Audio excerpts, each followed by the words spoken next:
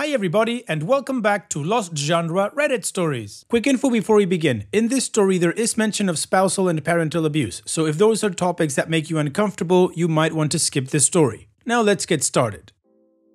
This post is from both Beyond the Baby Bump and Just jnomil, and it's by user Rusure That's Right. Mother-in-law called the police due to tummy time.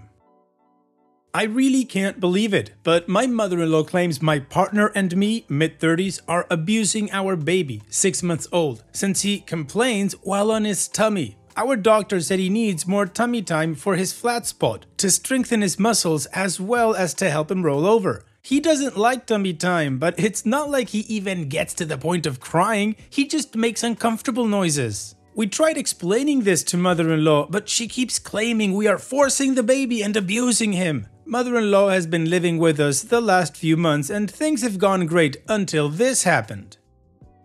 2 days ago, she snatched the baby from me during tummy time and said I am committing violence against him. I regretted letting her take him, but let her. Then yesterday, she tried the same thing and I refused to give her my baby. The thing is, I wasn't even doing tummy time. My baby complains when he isn't doing something. He just constantly gets bored. Mother-in-law heard him complaining from another room and comes barging in, saying I'm abusing him again. I walked away from her and locked the door behind me.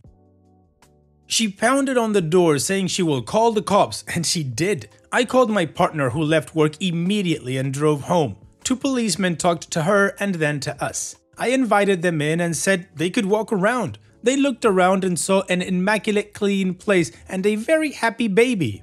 Mother-in-law had not been cleaning up the last couple of days or helping with anything like she did in the past, making me think this was premeditated to try and make us look bad, but I had been cleaning behind her.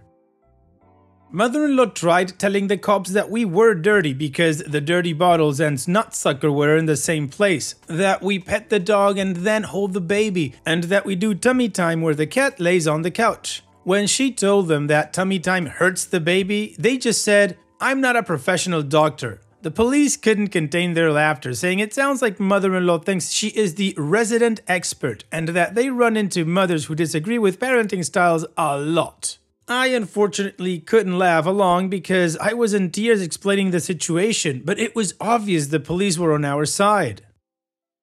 The police told us the clean house does not look like an unsafe environment for the baby. They also informed us that at this point they were just there for a venting session with mother-in-law and not to worry. Of course, no police report was filed. My partner had my back the whole time and kicked mother-in-law out of our house. She had a couple of hours to pack her bags and then I drove her to a motel. She, of course, was mad but had no remorse and thinks she did nothing wrong. She doesn't have much money, so my partner and I are paying for it. We got her a flight home tomorrow. I'm not sure what will happen in the future, but it might be the last time mother-in-law sees her grandchild. Mother-in-law has no idea and thinks it's her baby too. Luckily, mother-in-law and father-in-law live on the other side of the country. Here's to hoping they never move here. Wow, OP, that sounds like such an uncomfortable and, well, horrible experience to have just the police come in because your mother-in-law called them accusing you of abusing your 6-month-old baby. And just because you were doing the right thing, which is what your doctor ordered, which is tummy time, which of course everyone knows that it is healthy for a baby. They need to develop their muscles, and it is gonna be uncomfortable. Imagine going to the gym and just hearing people giggle and laugh while they're exercising. No, you're hearing uncomfortable sounds of people doing exercise. That's the sound the baby makes, but in baby sounds. Anyways, here's to highlight the teamwork that you and your partner did. Great job. You both had each other's back and you stayed together as a team. Also, yeah, I'm sure it sucks to kick your mom out of your house, but when she does something like this, it is the only response. So also kudos to your partner for, acting so quickly and not having a debate or a discussion about it and just getting the right thing done. Hopefully your mother-in-law at some point in time will understand that she effed up and will apologize to you like you guys deserve. But until then, I would say no contact just like you want is the right way to go. And what do you guys think about this situation? What kind of advice would you give OP? Let me know in the comment section, and now let's move on to the community comments to see what they had to say. Baking 101C says, just in case she tries to cause more issues, could you make an appointment this week with your pediatrician, have your experience noted down in your child's record, and confirm the tummy time requirements? I'm thinking it would provide a formal record of the vexatious complaint and that you acted to ensure you're doing the right thing. You also should ask for a record of the police visit. Where I am, it's called an event number. I feel like being proactive could be a defense against any further crap she wants to pull. Maddie Avondale says, psychiatric nurse here. It sounds to me like there may be some underlying psychiatric issues. I would suggest you bring her to her doctor for a mental health evaluation, as her behavior could be a sign of dementia or something similar. Also, get her checked out for a urinary tract infection at the same time, just in case. UTIs in older folks can cause sudden changes in mental status and cognition, which can cause bizarre behavior and a decline in their ability to care for themselves and others. The lack of cleaning. No, Deb, don't do the thing. Do it, Deb. Says, just yesterday, we gave our 3-month-old tummy time while my mother-in-law, my father-in-law, and my friend were over, and my mother-in-law called it baby torture. I think she was only half joking. She looked like she was going to cry. But at least we were able to explain that even though he doesn't like it, he needs it for his development. I'm sorry your mother-in-law went so far overboard, and I'm glad your partner handled it well. Zombie Queen 350 says, so the minute your kid starts to complain, you should instantly give in and pander to it? That's the message she's trying to convey. Yeah, best not to take that parenting advice for sure. Keep her ass away from your kid unless you want to raise an entitled like brat. Additional information from OP's comments. Mother-in-law has made comments before, but my partner has shut her down. She didn't like that his pediatrician is young. She doesn't trust the skin treatment method for a rash. She doesn't like that we don't give him water. She hates the white noise machine. I forgot, she even told the office about that as if white noise is bad. But my partner just shuts her down immediately. Maybe things were just building up since she never got her way and then it came all out. But I wouldn't say there were any arguments. It was more just like comments she made. In the past, mother-in-law's partner was physically abusive to her. Nowadays, I don't think he is, but mother-in-law did accuse me of taking my anger out on our baby by doing tummy time. I think mother-in-law needs therapy and possibly has delusions because she didn't even witness any abuse. Just assumes that him complaining that she hears is abuse. I definitely don't think it's dementia, while she seemed to be seeing red trying to get the baby from me, and I've never seen her like that. It seemed like something else. And on this topic, my father-in-law was mad at first that we kicked her out and put her in a motel. Then he started guilt-tripping my partner, saying we treated them horribly when they came to visit and other things. Definitely not true. I cooked for them every day and we housed them. My partner hates father-in-law since he wasn't just abusive with mother-in-law but also with their children. That's why only mother-in-law was allowed to come live with us and help with the baby. Anyways, both my partner and I blocked them both. Alright, well, the community agrees that OP and their partner did the right thing by kicking mother-in-law out and blocking them both. And there were also some interesting theories regarding mother-in-law's mental state, but OP doesn't think it's dementia. They think that maybe it has to do something with mother-in-law's past and how father-in-law abused her. So now let's move on to the update to see what happened next and how the story ends. But before that, here's another one of my playlists for you to enjoy after this video. Now let's move on with the update. An hour or so after I dropped mother-in-law off at the motel, both my partner and I got texts from father-in-law, and I quote, "You can't leave my wife in a hotel. I demand you guys take her back to your house now and work out any problems or misunderstandings. If anything happens to her, you are going to be responsible." And then later he argued that we didn't explain tummy time well enough to her and said, "You guys are not geniuses and need to be empathetic." My partner immediately blocked him, but I didn't know until we discussed it later. I tried reasoning with father-in-law, but realized it wasn't happening, so I blocked him too. The next day, the motel said I can't pay by phone, so I had to drive to the motel to pay for one more night. This was one day before mother-in-law's flight away. I also decided to bring mother-in-law some snacks. She requested water, but I decided on some snacks too. Listen, y'all, I don't know why. It was a bad area of town and I thought her walking to the gas station could be dangerous, but if it makes you feel better, while she was living with us, she bought some frozen taquitos that she told me I could eat because she didn't like them. They really weren't good. Had some unidentifiable ground chicken. Also, the Wednesday of that week, mother-in-law and I bought good chicken taquitos from Costco. Anyways, to be petty, I put the ones she didn't like in the snack package for her. When I dropped off the care package, mother-in-law pleaded that she wasn't really going to call Child Protective Services. I forgot to add that in the original post. She did threaten this. She didn't offer an apology but wanted me to tell my partner that she wasn't really going to call CPS. I said, alright, and left. Mother-in-law then called my partner and I thought was going to apologize but didn't. Instead, mother-in-law started guilt-tripping, saying she thought she wasn't treated well enough at our wedding a couple of years ago. What? Somehow didn't mention it until now? And other random things. My partner hung up on her. A lot of people asked why I didn't get an Uber for mother-in-law, and I'm not sure. I think I was getting more and more upset on the inside because I started envisioning myself telling mother-in-law off once and for all. So I started to plan to speak my mind on the way to the airport. At this point, it was clear mother-in-law would never apologize. Not that I would let her see my baby again anyways, I just wanted to see if she would apologize. Note, I think I had forgotten to mention that earlier that week, mother-in-law told my partner that our forcing tummy time was equal to how father-in-law abused her and her children. That really pissed off my partner, who had to witness the physical violence of father-in-law growing up and says that mother-in-law did nothing then. I'm not saying the abuse is mother-in-law's fault, but my partner says it's hypocritical and effed up of mother-in-law to make the comparison of us and our baby. So Sunday came. I picked up mother-in-law and took her to the airport. On the way, I asked her if she was planning on apologizing. She said, "To who?" I said, "To both of us." She then started saying how we didn't explain tummy time well enough and that it was our fault. So then I decided to say what I had planned. I said that this whole situation was her fault, that she put us in danger by calling the police, and that threatening to call CPS ensured she would never see her grandchild again.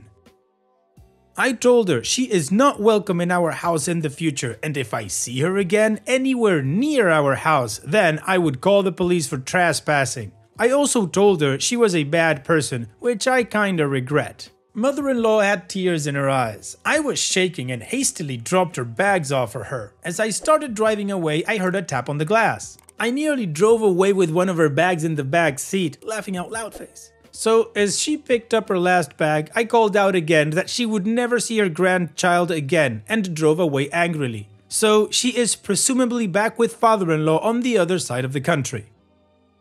I really can't say I feel better. The rest of the day, I just felt sad in general, and I'm not sure why. I haven't felt like cooking even though I cook most days, so we ordered Chinese. It's been a couple of days now and I'm feeling slightly better, just replaying the car conversation and wishing I said even more by shaming her for guilt-tripping my partner so much. I've gotten my neighbors to help with the baby and my partner and I found a new restaurant to try.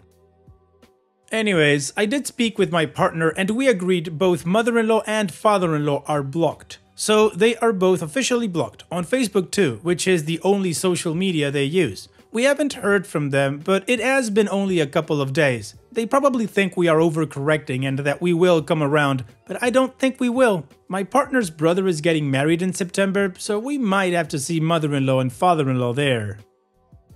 Thanks for all the support. I like responding to you all's comments and it feels good to be validated in my decisions. Many people said they would not have bought the hotel and plane ride for her, but I think mother-in-law is on food stamps and quite poor. Also, she did give us childcare a few days a week for 3 months, so I am thankful for that. She saved us quite a lot of money. Lastly, she was technically a tenant, so she didn't have to leave even though it is our house. I don't know the exact tenant laws, but they vary by state here in the US. I think we did the right thing to pay for the hotel and airplane. And I still think it's funny I gave her the taquitos. Laughing out loud face. Extended from OP's comments. It's only been like a week since I dropped mother-in-law off at the airport and no, haven't heard from mother-in-law or father-in-law. If they texted or called, we won't know because they are blocked. They would have to contact us through brother-in-law or sister-in-law most likely. Brother-in-law seems like a neutral party in this. I talked to him about the situation. He wants to get his mom, mother-in-law, to see a therapist, but I think it is unlikely she will agree to that. Alright, OP, well, I'm gonna call this a positive update because even though you feel a little bit sad that you weren't able to say everything that you wanted to say, I still think that you guys did the right thing for yourselves. I feel sorry for your mother-in-law, of course, because of what she had to go through, but that's not on you guys, especially because she's not looking for help and apparently from what you say, she doesn't want any. So for now, of course, focus on your family. Hopefully at some point she does agree to get some help and gets through it and apologizes for what she did like we said in the beginning, but let's not hold our breath on that one. Anyways, OP, here's wishing you and your family all the best in the future. Take care and thank you so much for sharing. Now let's finish this video with a mood booster post. This post is from the subreddit Malicious Compliance and it's by user AccordingAir5665. Can't take lunch break because of training? I don't think so.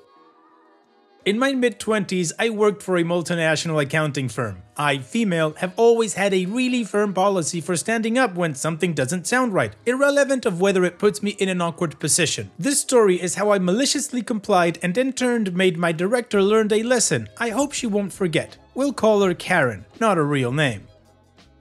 Background on Karen. When she joined the team, we all liked her. She made great changes and we got on well with her. But the moment she was promoted to director and had direct reporting to the partner, she flipped and became a completely different person and made our life hell. Previously, she spent her career heading up call centers, which was really evident in her management style and for some reason made it her mission to cut costs in the team and go under budget. This affected everything from telling us we didn't have a stationary budget for pens and had to take from other team stores to only allowing a one drink, one course policy on team dinner events. This was a huge company and other teams around us would go for fancy all expenses paid social events, so we felt pretty put out. Her cost cutting also extended to things like no overtime approvals unless it was informed way in advance. That didn't last long as we were understaffed so quickly emergencies weren't dealt with, and hiring school leavers instead of graduates as they were cheaper despite the work needing more experience. Her favorite saying to everything was, "It's policy," or blaming HR or higher-ups saying whatever new thing, even a new irrelevant spreadsheet, would come from HR.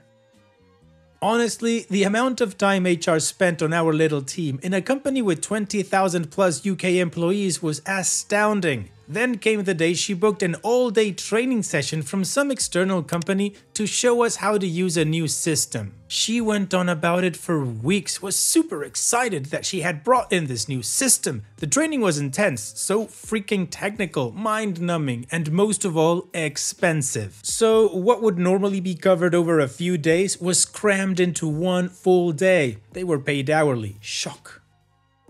She sent an email advising how we're expected to attend. It will go through the whole day and lunch would be provided, but it will be a working lunch, so training would also be through lunch. Needless to say, the thought of sitting in a stuffy room for 8 hours without a lunch break wasn't appealing. I asked for an exception as I really relied on going outside for the hour at lunch for a break. I was in the midst of high anxiety at the time and my breaks got me through. She said it's policy and we would be expected to change our workday around to fit training, and there is no policy that requires her to allow me to go out.